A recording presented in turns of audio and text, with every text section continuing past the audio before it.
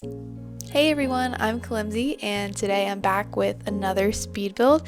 Today I'm building a cozy little camper and I'm doing it in the world of Henford on Bagley, which is the world that came with the cottage living expansion pack, and I'm doing this on the lot called Cordelia's Secret Cottage, which is in the little northern starter kind of neighborhood in Henford on Bagley.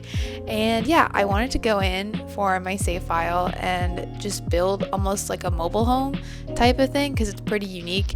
And what's really nice about this is that it is a tiny home residential, and if you have the tiny living stuff pack, that means that you get a bunch of benefits from being able to live here. Like, I think your crops do better if you grow gardens, your Sims like foster relationships faster, and you can see on the screen the little blue bar saying I've placed 33 tiles out of 64 for this tier.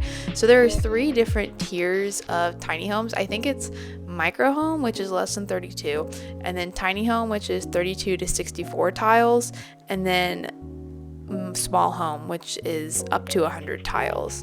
And I probably should have kept this on like residential when I built this, so I apologize that you have to see that screen that just says like the how many tiles I placed for the entire speed build. I didn't realize that that was going to be there until it was too late, but it's okay.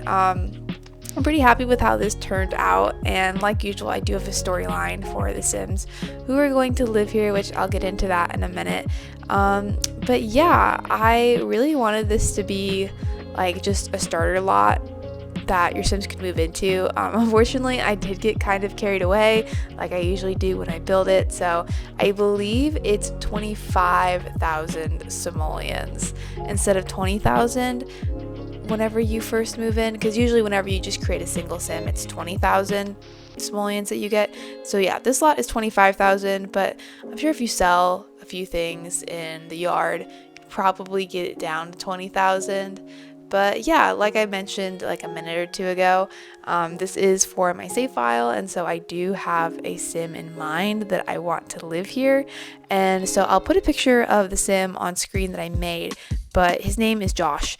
And I'll read you the little household description I made. And so it says, the best decision that Josh ever made was quitting his tech job 3 years ago to travel the world and paint in his van with his dog, Dakota.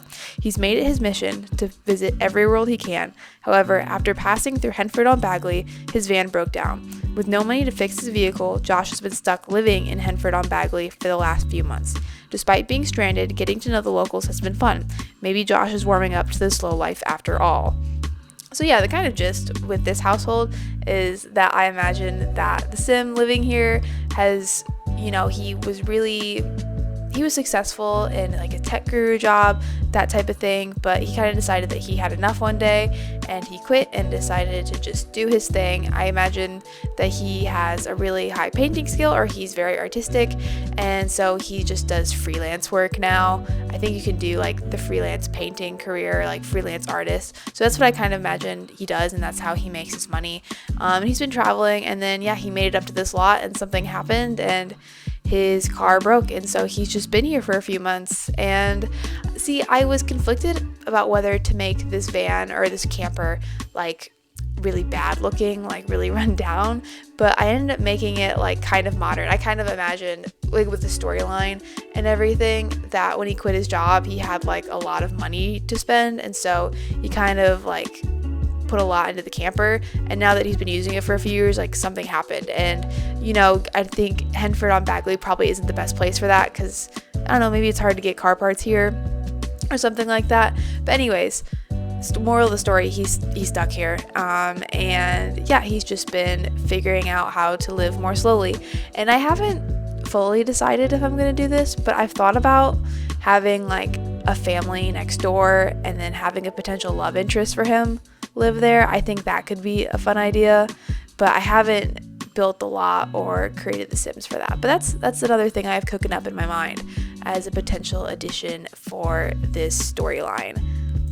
So moving on into the build itself, you can see that right now I really, for the majority of this video, focus on the exterior and the different things that you can do around this lot, because it's a tiny home, so there's not a whole lot of stuff I can put on the inside given that it's so small. And so I really wanted to make the exterior full of things for your Sims to do.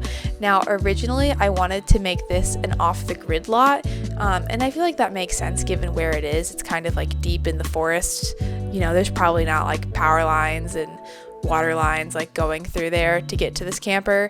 However, when I was play testing this build, so I put a Murphy bed in here, which you'll see later on, but I wasn't able to get the Murphy bed down because it requires a remote control and that doesn't function off the grid. So I did have to make it not off the grid, so it's just a normal lot. However, I think it would be cool to play with this lot with the off the grid functionality, maybe change up some of the furnishings on the inside. That'd be cool. Anyways, but that didn't end up happening for this build. However, despite that, I still wanted to put a lot of activities on the outside just in case. So like I put the windmill and the solar water heater down, and I kind of imagined that like maybe even though this lot isn't off the grid, maybe like you're like producing your own power to live here. And then I also did a fire pit. I have some garden beds, telescope.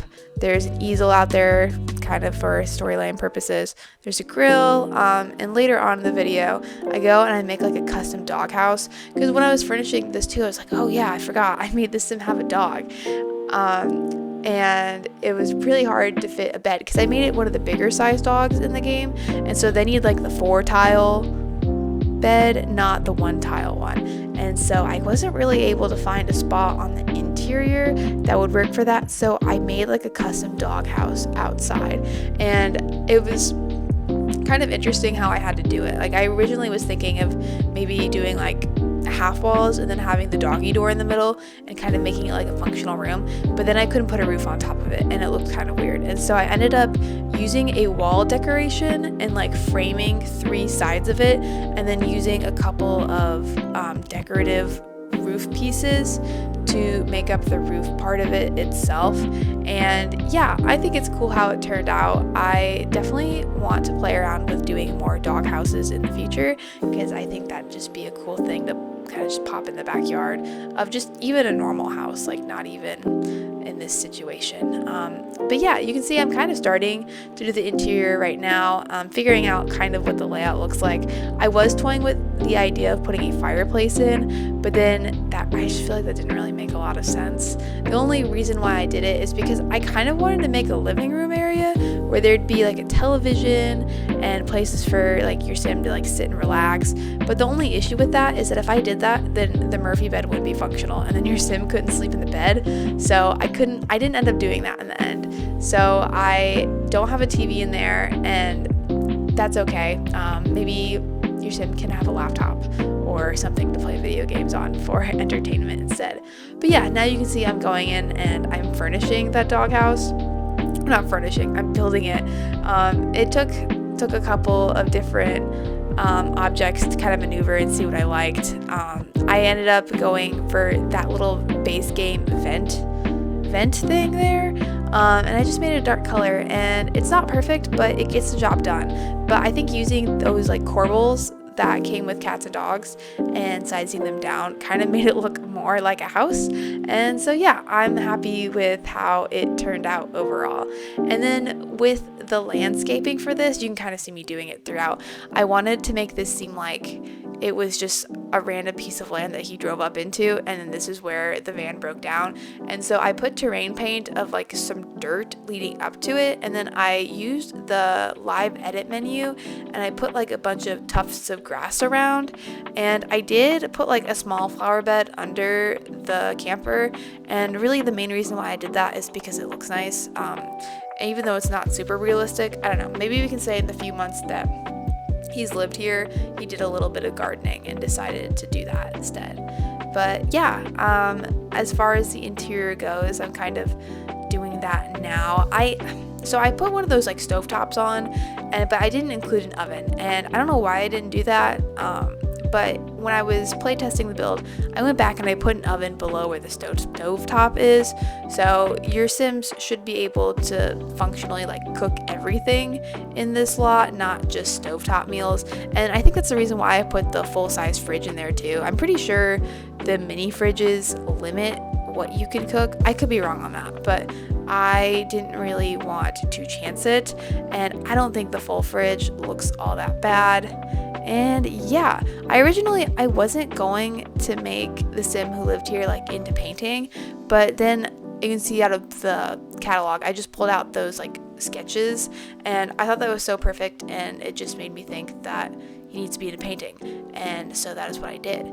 And yeah, I feel like this lot would be really good for kind of like a legacy challenge, or maybe a rags to riches, or really just an off the grid type of challenge just in general. Like I think if you have like a very outdoorsy Sim, kind of like almost like an outdoor cat, if that was a Sim, I think that this lot would be perfect for that. There's lots of activities to do outside, and the main camper part itself is really just kind of like home base, in that you can cook, you can sleep, you can shower, you know, you can get the needs met here. But I think the majority of like the Sims time is mainly going to be spent outdoors. And since this lot is in Henford on Bagley, which is a beautiful world, I can't say I blame them. I wouldn't want to spend a whole lot of time in here either.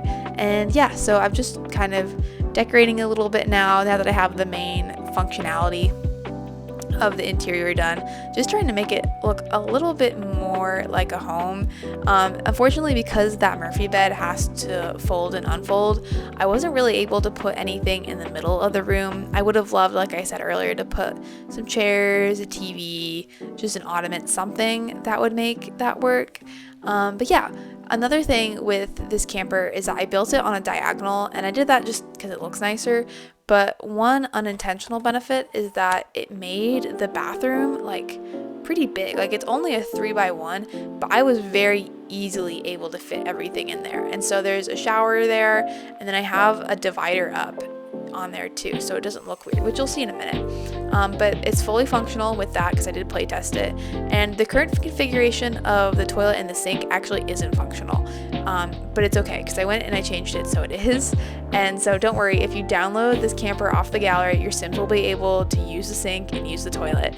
But I have the final configuration of it in the screenshots, so you'll see that in just a minute. And yeah, if you want to download this build from the gallery, you can get it under my EA account ID, which is kalimsiYT. And if you enjoyed this speed build, feel free to like, comment, and subscribe, and I will catch you in the next one. All right, bye everyone.